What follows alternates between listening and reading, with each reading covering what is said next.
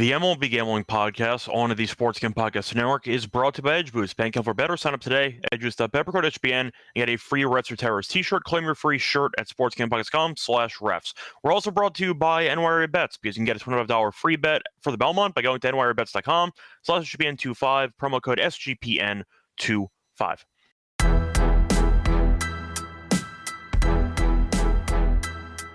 And welcome, everybody, to the MLB Gambling Podcast here on the Sports Gambling Podcast Network. It is currently Thursday afternoon, June 5th, around 5 p.m. Eastern Time. I'm Russ Episode Scott Ray Show, once again joined by Lonte Smith, and together we're going to break down the games here for the Friday card. Decent amount of baseball today. It is getaway day, so overall, how's it going with you, Lonte? How have you enjoyed the day of baseball today? Not bad, man. Crazy game between the Diamondbacks and the Braves.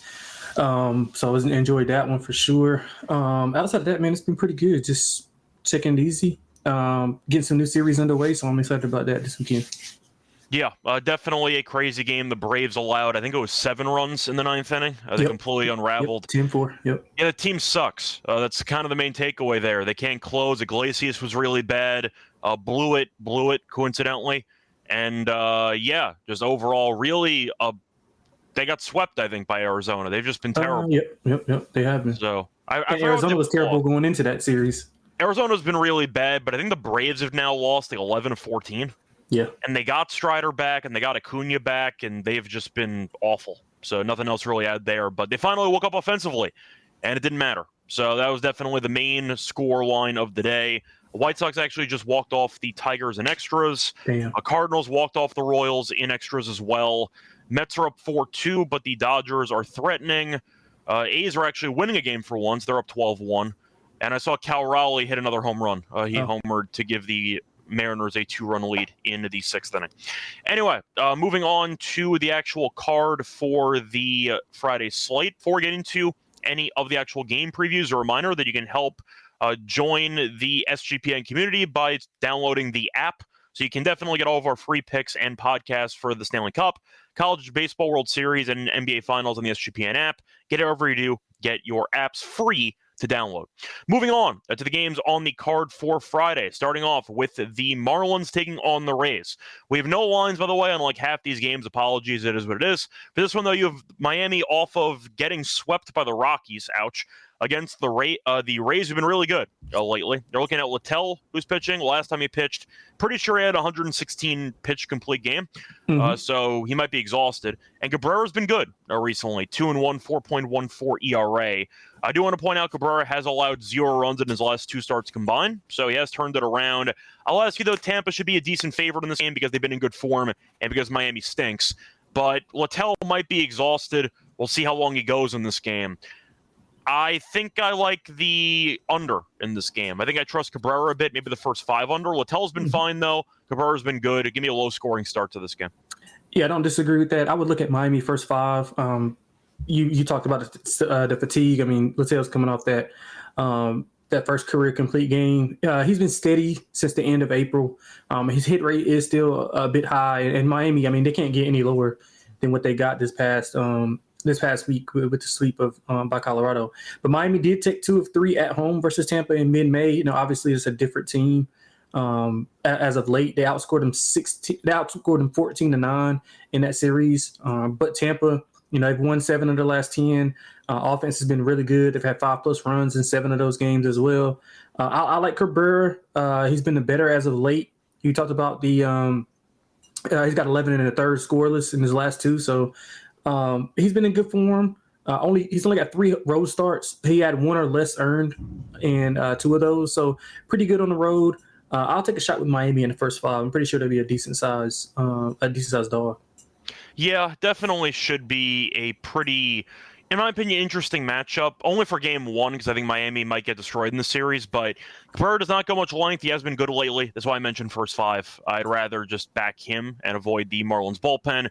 Tampa, though, props to them. The offense woke up. Lau has been incredible recently, and we'll see if they can keep it rolling for this home game.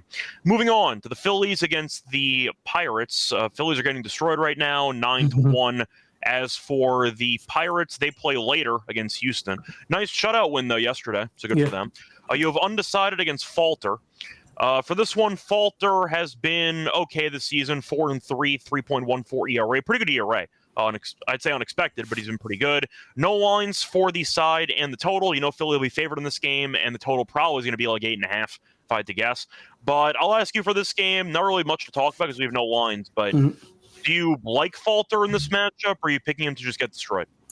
I kind of like the way Pittsburgh's been playing as of late. Their pitching staff has been really good. I think Burrows had a really good day yesterday. So their pitching has been good. Offensively, they just can't get it going on a consistent basis. And Philadelphia, they won 4 in a row versus Pittsburgh. 3 of those were in mid-May. They dominated that series outside of the skiing start. I think they won 1-0, if I'm not mistaken.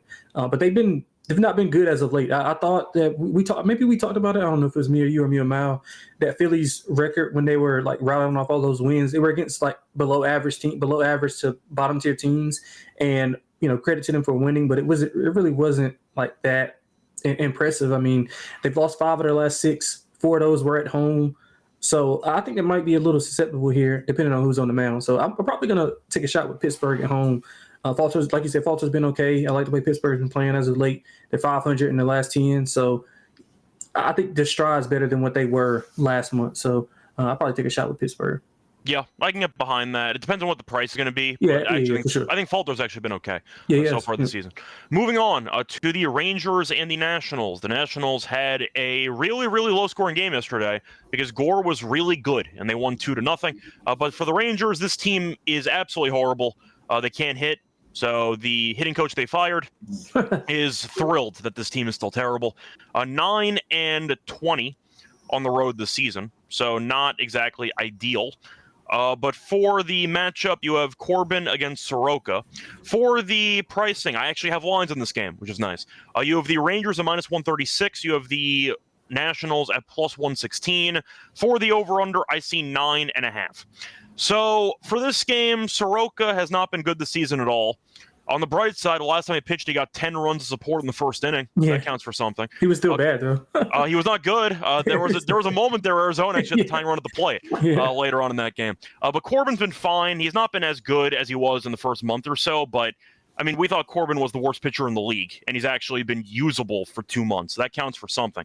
But I'll ask you for this one because I think the Rangers should never be favored on the road against anybody because this team sucks.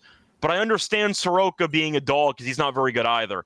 I'd argue the over, but that implies I have to back the Rangers offense. So I guess I'm on Nationals team total over and Nationals money line, blindly fading Texas on the road. Yeah, that's how I felt. That's how I came about it. My first thought was just a Washington team total. Although Corbin's been okay. He hasn't allowed over 3 earned runs this year. He's slightly better at home than road. But as of late, he's been getting a lot of home runs, I think 5 in his last 4. And on the opposite side, Soroka's given up 5 home runs in his last 4. His hit rate has been up after his last few starts. But Washington's been the better team as of late. They beat some solid teams in the process. They won 6 of their last 10. So, yeah, I wanted to bet under as well. But, I wanted to bet over as well, but I don't trust Texas offensively. And I know both of these pitchers can be, volatile. So I'll just take both of these things out of it and go with the Washington team total over. I think their offense is the best unit on the field, so of the 4. So I'm going to go with Washington and go to a team total over. Yeah, I do want to point out, though, that it was brought up by Trevor that it might be a Corbin revenge game. Revenge for what? They paid him $140 million over 6 years to be the worst pitcher in the league. And he left and got better. Revenge game. He should be intentionally throwing pitches right down the middle for that team. $140 million. He won them a ring. But he was like the worst pitcher in the league. Revenge for what? I feel like we overuse the term revenge game because that implies that there's some reason that you want to be motivated to show your old team that they were wrong about you. No, they paid you $140 million. I think that Corbin is pretty cool with the Nationals. The Nationals fans might boo the crap out of him. I'd understand that. But I don't know if revenge game's the right term. It's a lot of dollar bills he can wipe his tissues away if he gets emotional. If he wiped his tears away, but damn, that's a really bad contract. Anyway, point is for that one, I like the over, I guess, and give me Washington, but I'm not really a fan of anything in that one. Moving on to the next game, you have the Red Sox against the Yankees. Now, for this one, you have a match between Buehler and Warren. Yankees are minus 166. The Red Sox are plus 140. The over-under is at 9. Boston won the final game of the series via walk-off. Crazy game It's a against wild the series. Angels. It was a wild series. They had no. It was. I mean, the first inning, for reference, the first 5 batters for the Angels reached base in the top of the first inning. And the Red Sox said, we can actually beat that. And the first 6 batters of the team reached base in the bottom of the first.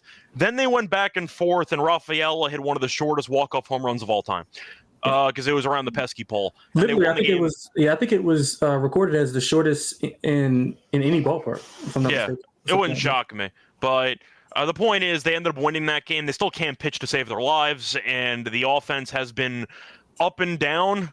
I mean, Story's been a mess. Campbell's been terrible. Rafaela's been waking up, though. That's a good sign. Besides that, I mean, Devers has been fine. Duran's been okay, but, they don't really have much, and that bottom of the lineup's a mess. Mm-hmm. So the Yankees, though, have been fine. Warren got destroyed against the Dodgers the last time out. The Yankees lost the game yesterday because they couldn't score, and Schmidt was terrible in the first inning. But I think there's value on Boston. I think Buehler's fine. I think 166 with Warren's a massive price. I get Boston can't really pitch at all, and I get that's concerning, but this line feels very expensive to me. Give me Boston plus 140 in a rivalry game. Yeah, I kind of like the Yankees. I mean, the price is a little bit high, but I think Warren will be able to bounce back. I mean, he had a rough one against the Dodgers, but prior to that, he had a 2.0 ERA. He had a .91 whip in those 4 games prior to giving up 7 versus the Dodgers. And the Yankees, they won 7 of 10. I mean, me and you both know they're prone to having those outings like they had last night. And I think if I'm not mistaken, I don't think they were really threatening to actually score. Maybe once or twice, but they didn't have the best game. And they started off on the wrong foot with Smith allowing that home run.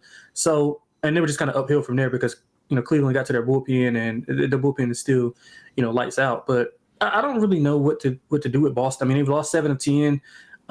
They've also under in 7 of 10. Buehler's been up and down on the road.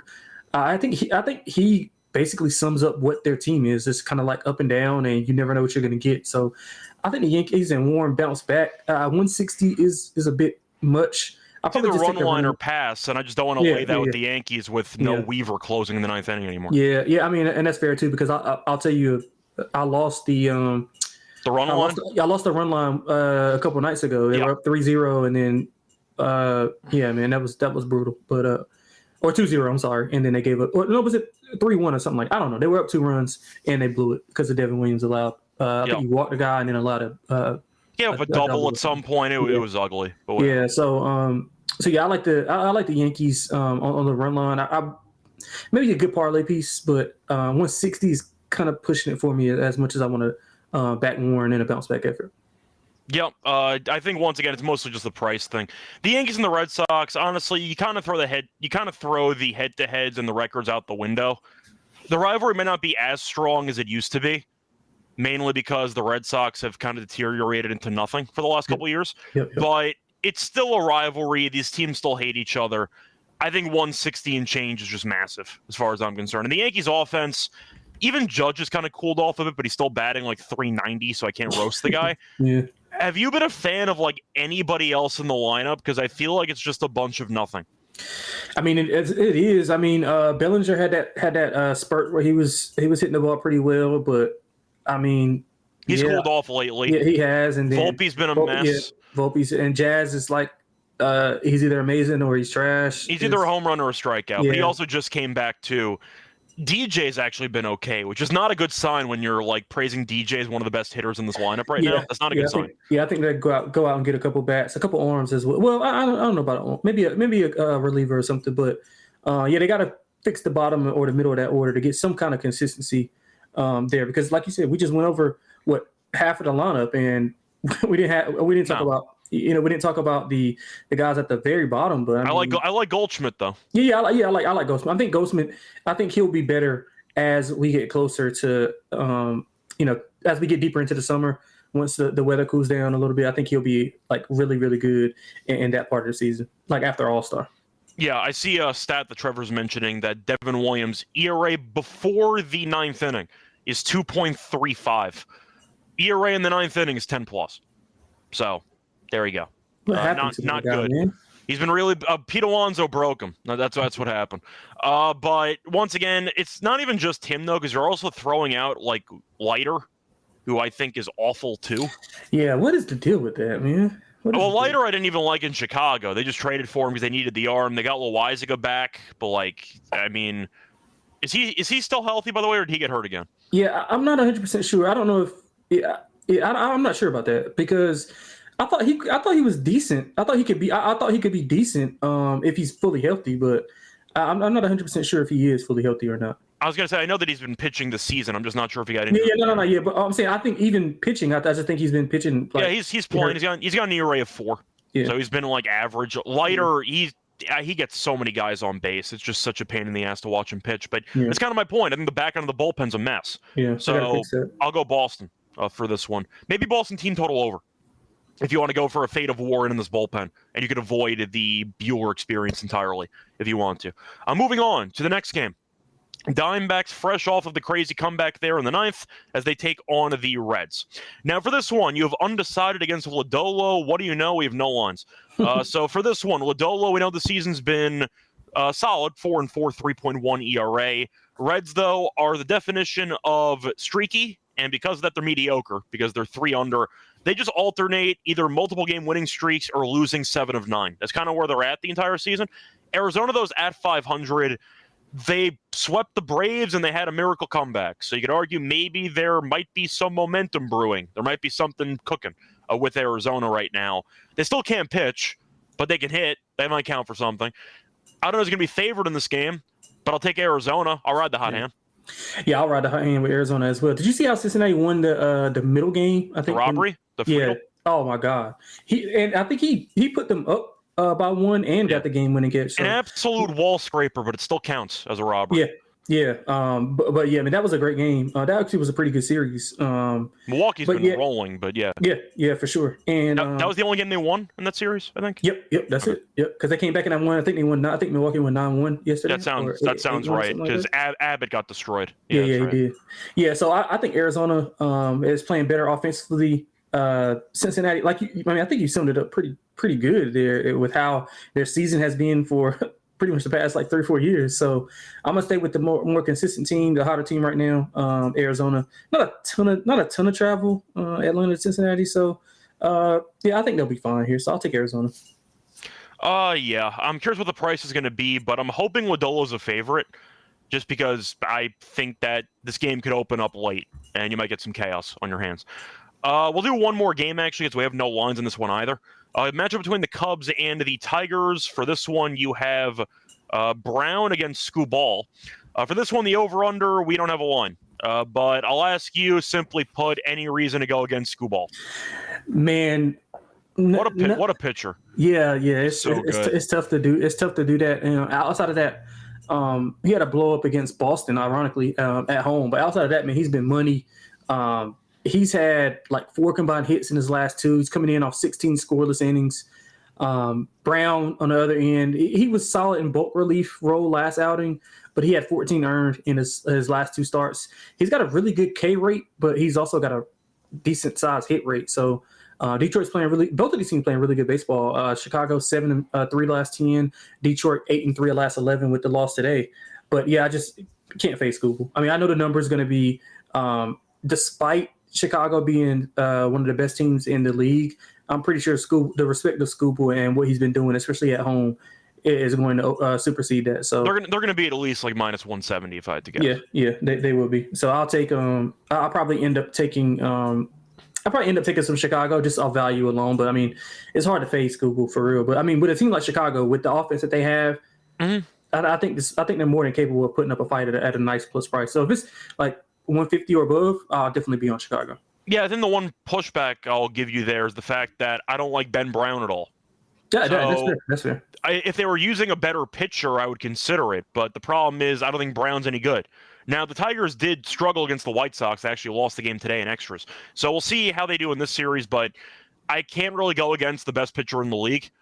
Skubal's just been a monster for 2 months straight. I can't really ignore that. So anyway, I'll go with the Tigers, but if you want to go for maybe the first 5 or minus 1.5 and fade Brown, take that approach.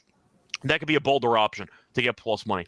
Anyway, before we get into the remainder of the slate, a reminder they're brought to you by our sponsor, which is EdgeBoost, because the first ever bank account for bettors, ensuring that our gambling transactions are approved. No usage fees, no minimums, catch rewards as well, 100% approval. Rather than pods to sign up today, EdgeBoost.pepper, go to SGPN. And if you sign up this week, you'll get a free Rest of Terrorist t-shirt. Go to sportsgambling.com/refs to claim your free shirt today. We're also brought to you by Fantasy because they are going long to the NBA Finals with their extender bonus hop in Game 1. And the longer the series goes, the bigger the bonus gets. And a reminder, if you do want to sign up for a new account, use the promo code MLBSGPN to get a special pick and a first-time visit offer up to $1K in bonus cash. Our fantasy promo code MLBSGPN. We're also brought to you by NYRA Bets because you can bet the Belmont Stakes Saratoga with NYRA Bets, and you could also sign up today with the promo code SGPN25 to get a $25 free bet plus $200 deposit match bonus. Whether you're a seasoned bettor or you're just getting started, NYRA Bets can help you make the jump into the action more easily. The exclusive offer is just for the Belmont Stakes, so don't wait. Join now. Claim your free $25 Belmont bet today at nyrabets.com/SGPN25. Welcome back to the MLB Gambling Podcast. Just finished going through the first couple of games on the card. Time to keep it rolling. Hopefully we have lines on this game. You have the Astros taking on the Guardians. Now for this one, you have Gordon against Logan. We actually have lines for this game. Guardians minus 118. You have the Astros at even money for the over-under. I see 8.5. Now, I might blindly take the under in this game because Houston's been winning. But damn, this team can't hit at all. Like, they're winning a bunch of 2-0 games or like 4-1 games. The offense has been a mess. I faded Mike Burrows yesterday, and he went 5 scoreless. That's not a good sign for Houston. They can't hit right now. Cleveland offensively has been okay. I mean, Jose has been a lunatic, but besides that, I'm not really sold on the rest of the lineup. I like the under at 8.5, and this total's a bit high. Yeah, I mean, Houston's been playing really good baseball as of late. 7-3 in the last 10. They're winning. They're just not scoring runs. Yeah, and that's I think that's still scary, man, because they're going to get going. They're going to get. When is Jordan supposed to get back? I heard he had a fracture when he was trying to practice, or like this. I heard the swelling went down, and they saw that he had a fracture as well, so he's going to be out for a couple more weeks. Oh yeah, that's not good. So I'm interested to see what they do at the deadline to maybe get a bat or two in there, and maybe an arm or two, because the rotation is kind of took a couple hits. Are any of so? I know Eric Getty's done for the year, right? He's having TJ, right? I don't remember if he's having TJ or if he broke something in his hand. Okay, I got to remember what happened. And Javier is what's the deal with Javier? Javier, I think, is done. Okay, yeah. So they gotta add a couple things there, but they've been still just playing well. I mean, they lost another guy. Blanco's out for the year. Oh Jesus. Yeah. So I think I like the way they've been playing, man. I mean, I know Cleveland's coming back home. By the way, sorry, an update a week ago. Arrighetti was playing catch. He broke his thumb.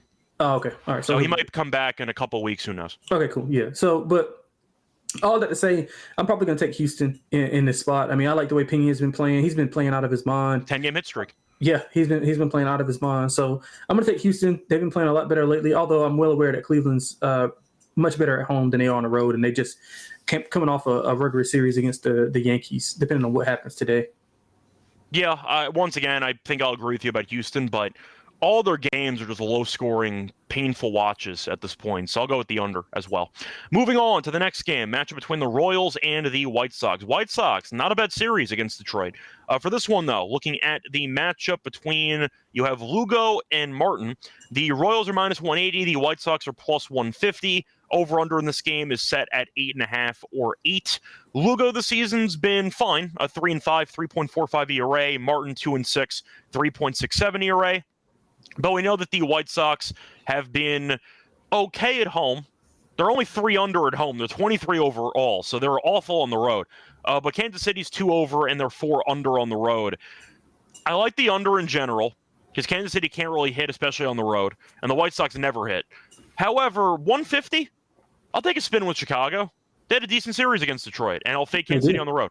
Yeah, they did, man, for sure. And the Royals, although I will say this, the Royals have won 10 straight versus the White Sox, 4-0 this year, but 3 of those 4 were really competitive. I think they lost 10-0 in the finale. But Martin's been okay, 2 or less in 3 of his last 4. He pitches well at home, low K rate. He goes deeper in the game, so they don't have to worry about the White Sox bullpen, 6+ innings in 4 straight. He did pitch. I would say he was mediocre. 4 earned and 4 1/3 in the May outing, and Lugo was really good with 1 earned and 6 2/3. But he did allow 7 hits. So that's a cause for concern. Only 3 innings pitched in his return, gave up 4. 2 of those were home runs. So I'm going to go with White Sox as well. I mean, typically, I think we might as well rename this podcast to the White Sox vs. 5 podcast. But I'll take the White Sox vs. 5 in full game. I think the price is a little bit rich. Yeah, I think it should be closer to minus 160 in my opinion. So I think 180 is a bit high as well. Moving on to the next game, Padres against the Brewers. Padres had a pretty weird series against the Giants because it feels like every game's the exact same. And the question is, who can actually score some runs? They're down 3-2 right now, which feels like every other game in the series. But overall, the Padres, they used to be good. Now they are 10 over, which is fine. But I remember that they were in power rankings as like one of the best teams in the league a couple of months ago. 15-15 on the road. They might be 15-16 now after today. We'll see. Milwaukee, though, 5 over. They are 8 over at home. They've been rolling. You have Vasquez against Patrick for this one. Now, for the pricing, I see the Brewers minus 148, the Padres at plus 126, and the over-under in this game is set at about, where is it at? I see 8.5. Juice to the under in this game. Patrick's been fine. Goes no distance at all, but he has an ERA below 3. Vasquez, though, 3-4, 3.99 ERA. He has been pretty bad lately, though. Last 2 starts, he's given up 7 runs, so something to keep in mind.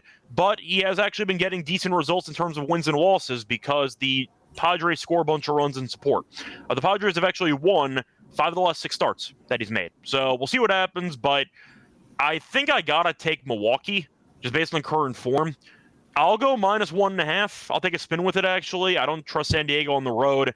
They've not looked that good in the series so far. Had a really bad loss yesterday where they led like 5-0, gave up 6 unanswered runs. But either way, Milwaukee run line for one of the hottest teams in the league is at plus 140. I like it. In Milwaukee on the run line at plus 140.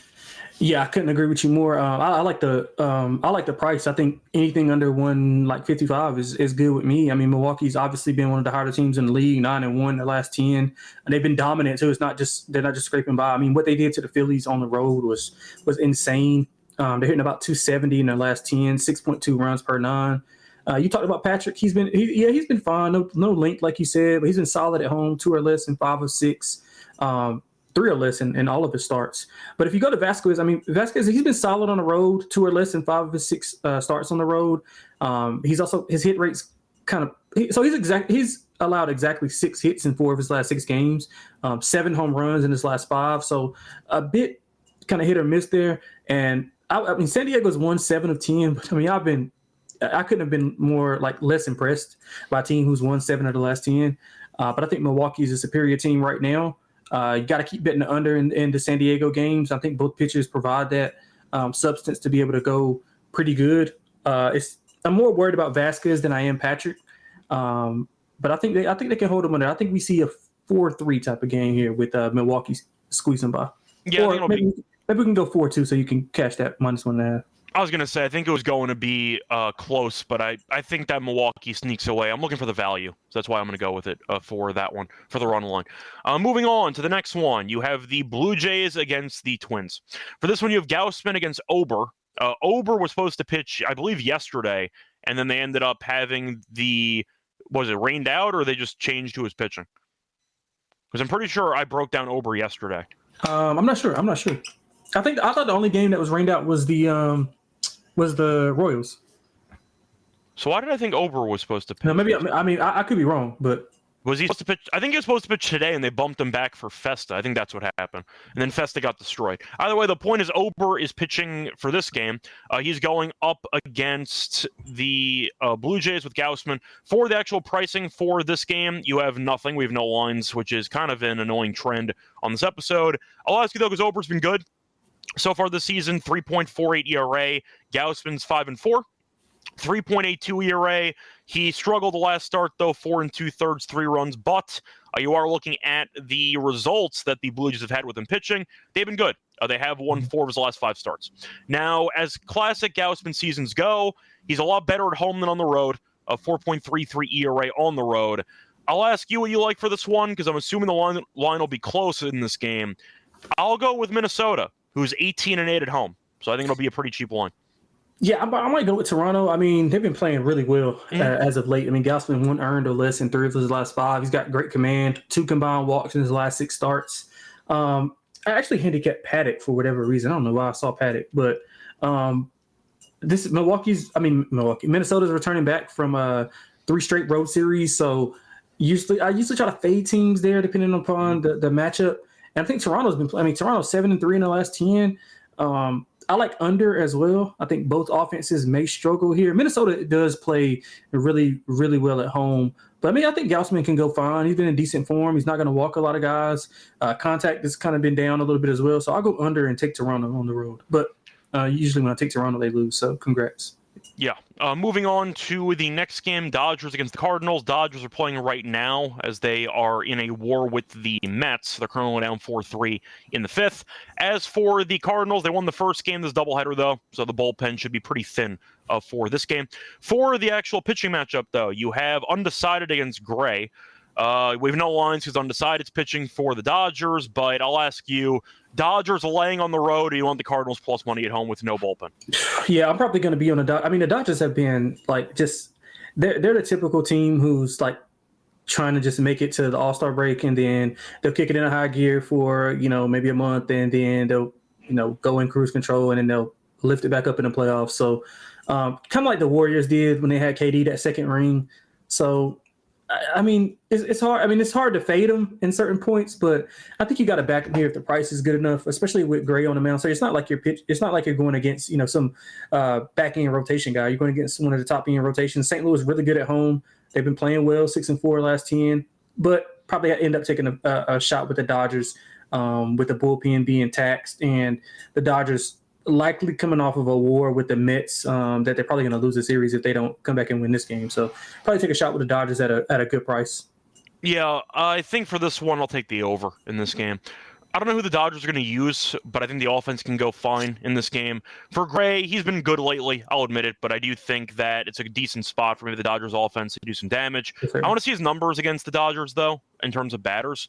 They've been fine against him. I will point out, though, the Cardinals have actually been rolling whenever Gray's been pitching. To go through the actual numbers with Gray on the mound, the Cardinals have won 5 straight with him pitching. So keep that in mind. Point is, though, maybe Gray will be able to get the win in this game, so maybe there's some value on St. Louis, but I see runs. Give me the over on that one. Do you want to segue for a second, though? Because I do see some news. After the Braves blew a 6-run lead in the 9th inning, or 7-run lead in the 9th inning today. They were up 6?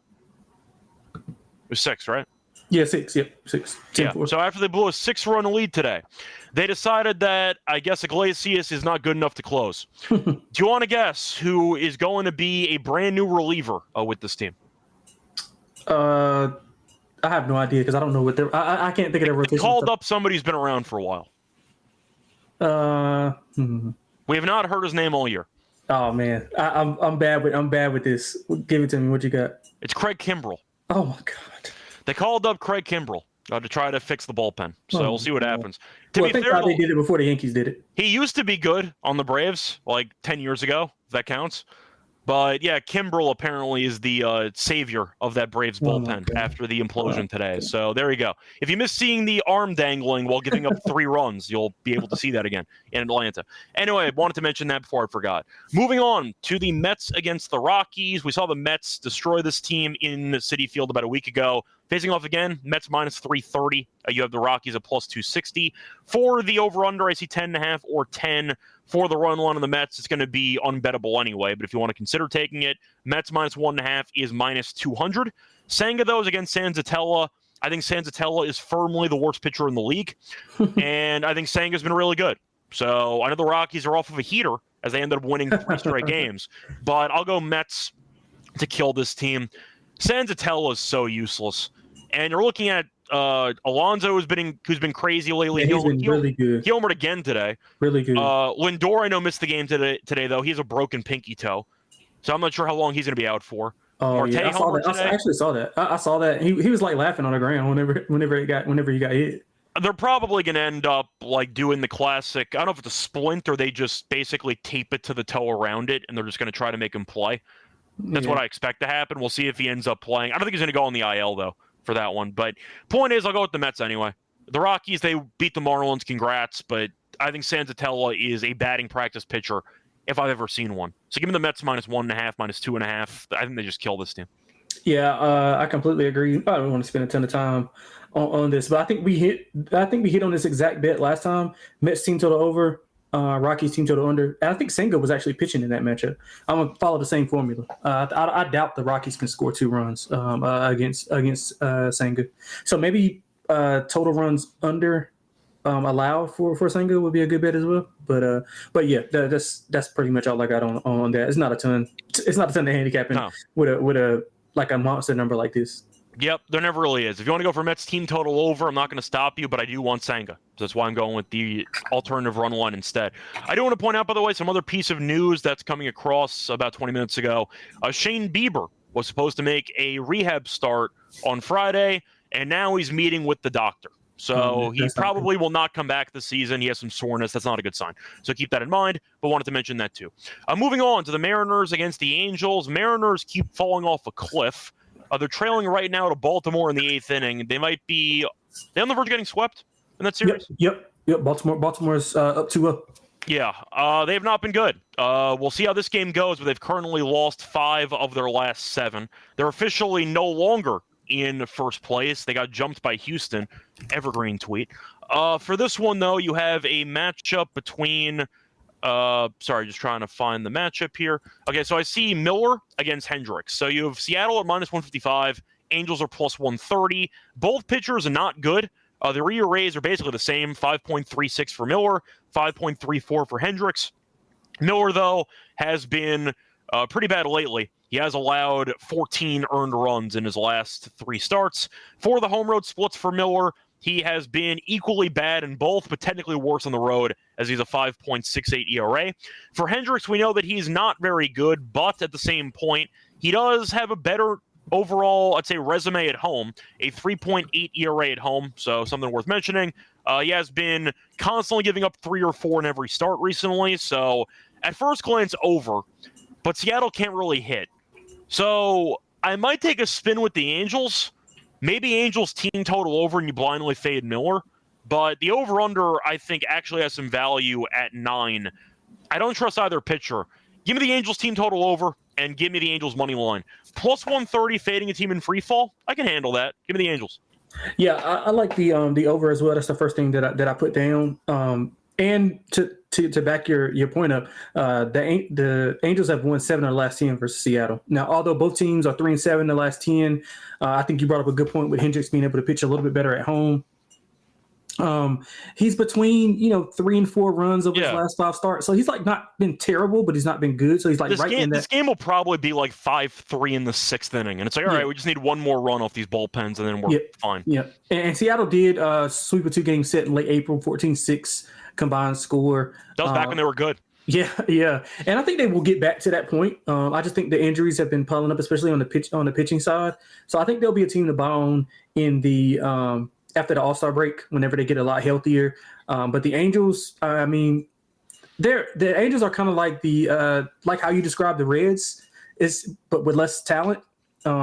They have these stretches where they look really good offensively, and then they have stretches where they can't do anything. Yep. The bullpen's been horrible. It makes sense, though, because they're so home run dependent. So it just comes down to if they hit home runs or not. Exactly. So, yeah, I'm going to go with the over with both pitchers just being volatile, although Hendricks has been better at home. Miller's allowed 10 earned in his 9 innings prior to him going on IL. Hit rate's up. 10 earned runs in his last 2 road starts as well. So I think we see a lot of runs here. So I'm going to go with the over. If I had to make a play, I would be with you on the Angels. I just don't see any value on Seattle with Miller pitching on the road at like -155. Yeah. So I know you just mentioned a second ago you think Seattle will be able to get back on track. I am more skeptical of Seattle. You mentioned them getting a bit healthier. They are still missing some guys. Kirby came back, arguably prematurely because he's been terrible.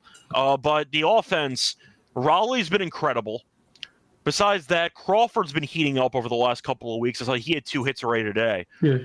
What else do they have? Like, Arozarena been pretty awful for most of the season. He's kind of a walking strikeout. Yeah. I'll ask you, like, what else do you really like about that lineup? Because you're expecting them to figure it out to some degree again.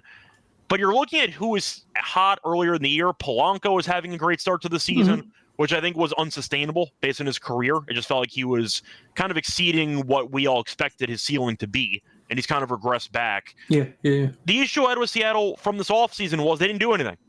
Yeah, I mean that's one of the things that I had too, as well. But I think some of those guys will be a lot better, and they might not get to the level like Polanco might not get to the level that he started off in, but I think he'll get somewhere in the middle from where he is now to where he was. The same with a lot of those other guys. Now they might have to make a move or two to get some consistent. That's the problem. They didn't make any moves in the offseason. They never make any moves in general. Yeah, would you move a pitcher to get a bat? Like would you move? I think I read something about Wu maybe being available.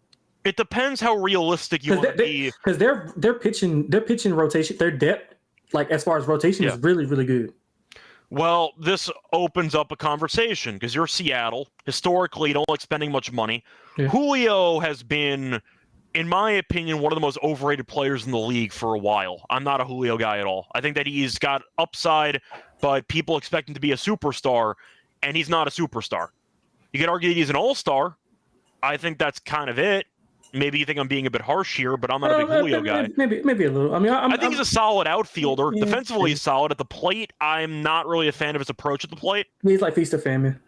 That's kind of what I'm saying. I think he's too talented to be a feast or famine guy. Yeah, I'm with you. So that's why I have issues with him. Yeah, I'm with you. But the point is, though, if your lineup is not that great and you barely invested anything in the team this offseason, are you buying or are you selling? Well, okay, so I'll caveat that and say that they'll be a buying team for me as long as they make at least one move to. I mean, they got to get some. They got to get. That's some what I'm saying, though. I don't know if they're going to buy. I know historically they don't do it, but I mean, right now you were leading the division for. I mean, you were playing. Without making any moves, you were playing like some of the best baseball. You were getting the offensive production. Obviously, that wasn't sustainable what they were doing for that stretch. I think they had a month stretch where they were hitting the lights out of the ball. I mean, the cover off the ball. And I mean, obviously, that's not sustainable. But can you get back to being just a little bit better? I mean, just a little bit worse than that? I think they can, but they're going to have to rely on these guys that they have to kind of project to be not as high as they were, but right there in the middle, and maybe bring in a piece or two to maybe get there. And they have the pitching depth to kind of get rid of one of those guys and maybe get a bat or two.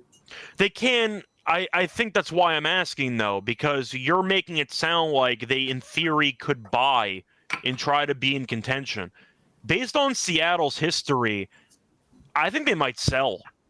Like, I'm not sold on this team actually making moves to make the team better. I can see them potentially trying to sell somebody to avoid paying them a big contract.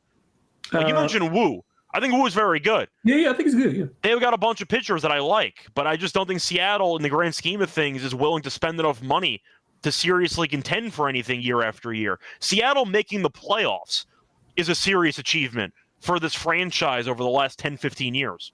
Yeah. So I don't know if the ownership feels like they're going to be willing to take that extra step to buy. I always thought they were considering selling, and I thought they might potentially trade Wu for prospects. But I'll ask you what you like. Is Kirby's really good when healthy? Been bad this year because he's been injured. Mm-hmm. I mean, it comes down to picking a pitcher. Like, would you trade Gilbert? Like, I don't know what you would actually do. I would get rid of Castillo. Well, Castillo is the one I would trade first because of the contract that he has compared to everybody else. I would get rid of him.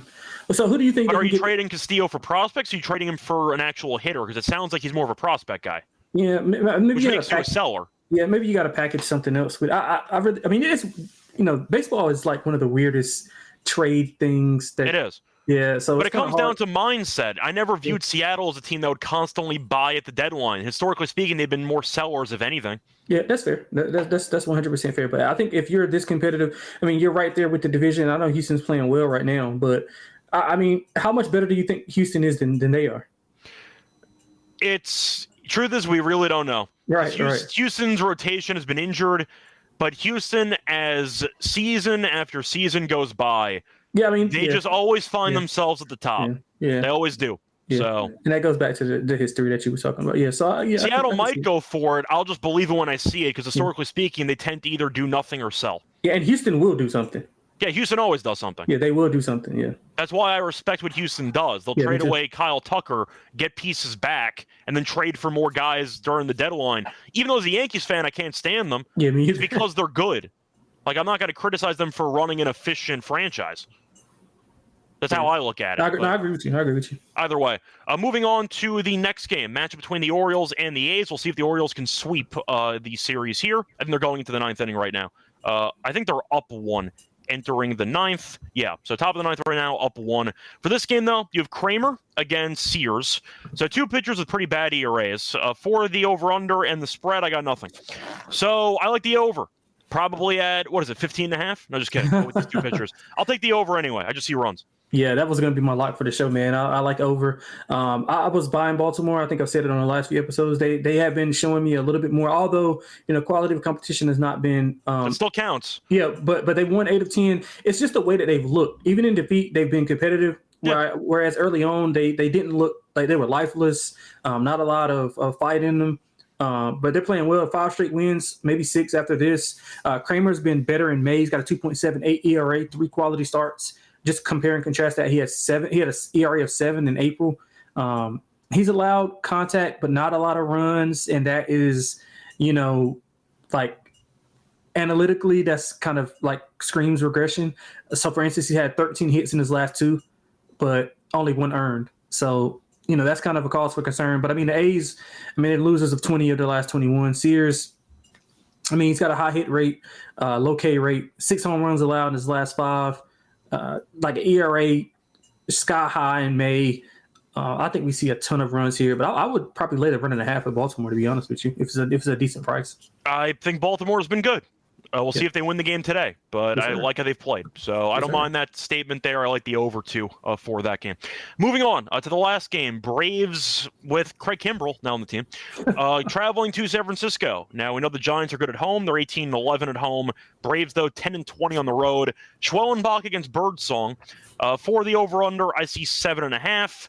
Yeah, I'm not going to spend too much time on this. Giants are getting plus money. Braves are in free fall. That's all I have to say. Yeah, I think you got to keep betting under as well. I can't bet the under with the Braves. Yeah, you said you can't. Yeah, you're First right. 5 under, maybe. You back Schwellenbach and Birdsong, but I want nothing to do with that Braves bullpen. Yeah, and Schwellenbach's been shaky in road starts. He had it going in his last 2 though, 22 Ks in both starts, no walks. So he's been okay. Maybe a first 5 under is probably the better way. San Francisco struggling a little bit. I know Posey was speaking out about demoting Lamont Wade and how much of a tough decision that was. They're trying to just get somebody that can do some offense. Demote is also a stretch. They DFA'd him. Yeah, that's right. I'm sorry. Yeah, that's right. Wrong D word. It's fine. The point is they don't want him on the team anymore. That's what it means. But yeah, and Birdsong's been okay. 4 earned and 3 starts. At this point, Atlanta's got to prove it to me. Just not. They've lost 4 in a row, 8 of 10, inconsistent, just too hard. Terrible. Yeah, just too much to back. So it would be San Francisco at plus money or nothing for me. Yeah, Schwellenbach, though, has been okay recently, so I can understand why he is a favorite in this game. He has given up 2 runs in his last 2 starts combined, but he struck out 11 guys in back-to-back starts. He's been great, but it doesn't matter because the Braves just invent ways to lose games, so I can't take them laying juice in this matchup. Anyway, time to move on to the lock and dog and the home run plays for the show. Before we get into the actual lock and dog, a reminder, they're brought to you by Circa and the Ultimate Fantasy Ball giveaway because they are having the Ultimate Fantasy Ball giveaway for a 12-person league to draft in Vegas and be sure to like VIPs for their stay. Get a limo ride from the airport, 5K, a tab for Stadium Swim, and a hotel stay for you and your 11 league mates. You could always get 15% off everything with the Circa properties with promo code SGP15. Enter the Ultimate Fantasy Ball contest for free at sportsgamblingbox.com Circa. That's sportsgamblingbox.com CIRCA. We're also brought to you by Rhythm because you've heard us talk about Rhythm before, and they just dropped a game-changing feature called Power Trends, AI-detected patterns where Rhythm's models have consistently won with a high ROI, and they also are updated every day. Exclusive to Rhythm, so check out the Power Trends and no touts, no noise, just clean data-backed picks. Download the Rhythm app, check out Power Trends, start betting smarter, and remind you can also try it for free for a week, but it's a free trial. Go to the 7-day free trial, sportsgamblingbox.com/RATHMM. We're also brought to you by MyBookie, because MyBookie.ag is a place for every sport. They have the playoffs, they have the NHL playoffs, they have baseball, they have golf, they have French Open, UFC, you name it. They're available at ton of locations as well. Use crypto for only his payouts. Use a deposit in Santo for your new account. Use the promo code SGPN to get a 1 Santos match up to 1K. Terms and conditions apply. MyBookie.ag, promo code SGPN. Welcome back, everyone, to the MLB Gambling Podcast. Finished going through the games on the Friday card. Time to move on into the lock and dog plays. Well, I'll tell you to go first. What's going to be your lock and dog for the show? Yeah, look, It's not a ton to choose from here. No, we're missing a bunch of lines. So yeah. So I'm going to go. Let's go with the lock. Let's go with that over for Texas Washington. I know we talked about it. It's hard to trust Texas offense, but I think pitching well, I think both of these pitchers can be susceptible to giving up some runs. So let's go over 9.5 for the lock in Washington and in Texas. For the dog, I mean, I think I'm just going to go back to the game we just talked about. I mean, plus money with a good home team who's searching for answers against a team like Atlanta who's struggling, and now they have to travel across country to a place that's going to be, fired up. Birdsong's been okay. I'm going to take the plus 110 on San Francisco as the dog. Yeah, I had a feeling we were going to overlap on one of these plays because I feel like the Giants, you kind of have to bet tomorrow just because of the fact that the Braves are in such disarray, and they also burned the entire bullpen today in the loss. So they are pretty, I'd say, shorthanded for the sake of that matchup. For the lock, though, I was torn between a couple of team totals, just checking out the weather quickly for 2 games, and then I'll make my decision.